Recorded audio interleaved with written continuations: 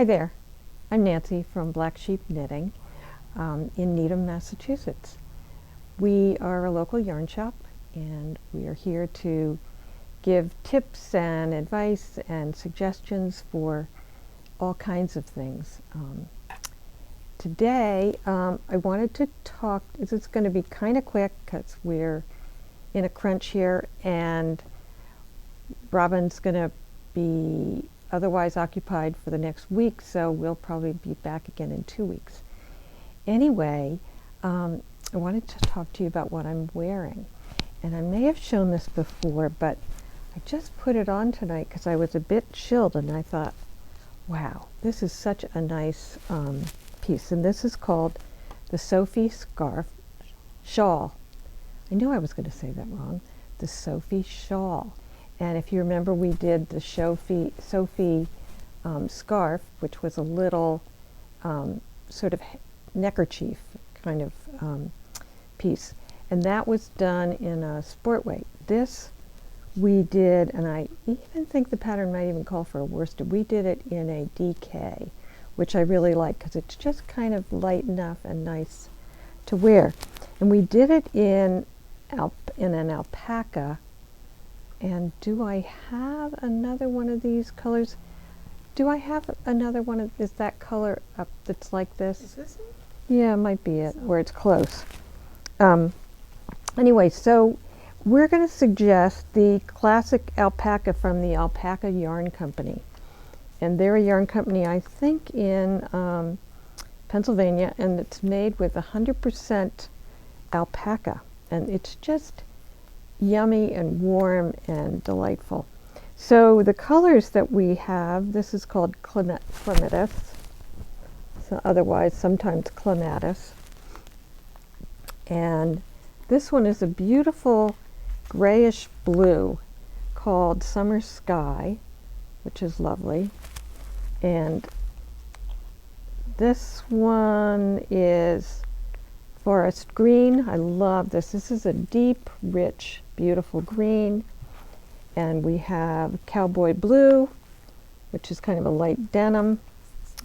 And we have, I think this one is no longer available, that colorway. And we have spruce, which is another, this is a lighter green. You see the difference between those two. And then this yummy creamy color, which will look beautiful on everybody. It's called White House.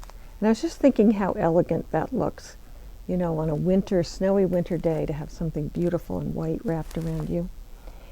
And then we have a nicer hot pink. I was going to say it's a hot pink, and that's what it's called. And here's a caramel color, Boston beige, a beige color. And this was a very popular color with people called Summer Sage. Got bits of pale yellowy green and gray in it. And then finally a gray, which is always good, called Liberty Gray. So I recommend this. This is an easy knit, and you need, we think, did we say 5 skeins or 6? 5 skeins will make this. It comes in 3 sizes, small, medium, and large. So you can make it depending. This is a large. So this is a good size. But I like it. It'll keep you really warm, and you can wrap it tight around your neck. You know, you can take these and it's super soft. But you can, when you get in your car or go out, you can tie it tighter around your neck. We had a couple of questions. Someone said, can you suggest a substitute for mohair? The owner of her local yarn shop is allergic to mohair and does not carry it in her store.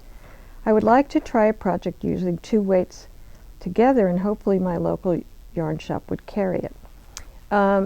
Well, you can shop on our online store that has lots of mohair.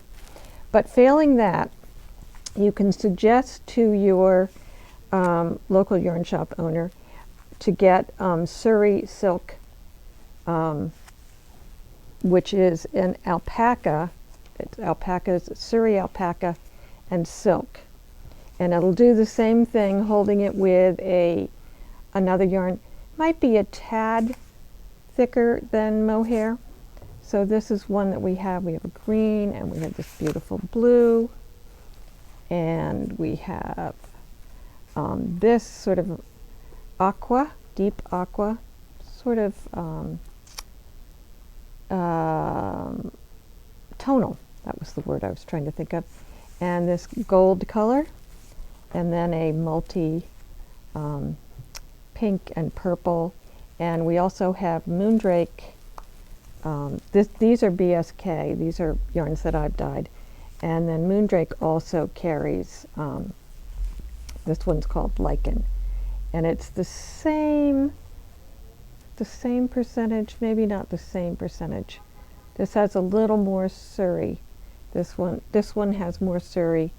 This one has more silk, I think. Anyway, so those are some suggestions.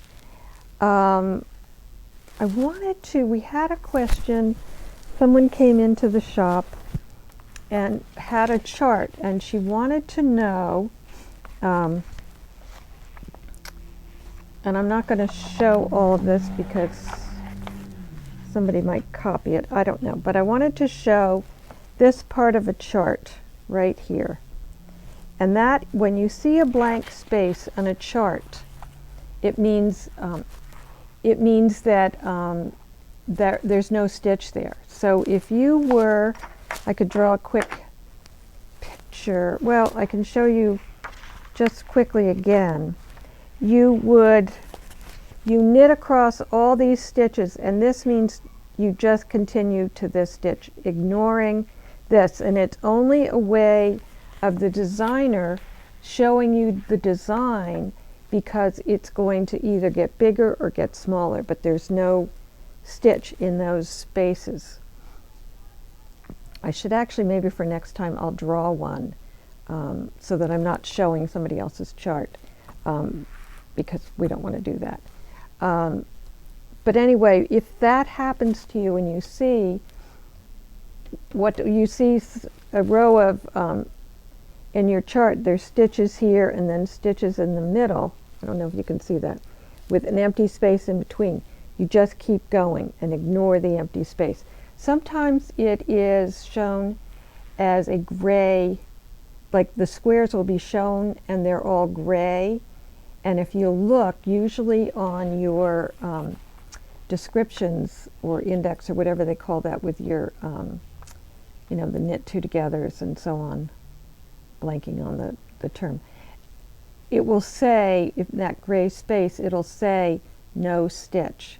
So if you see a series of those gray spaces, it means ignore all that and just do the next, what's in the next part of the chart. So I hope that's clear. And next time I think I will show, we had a question of how to pick up stitches around the neck.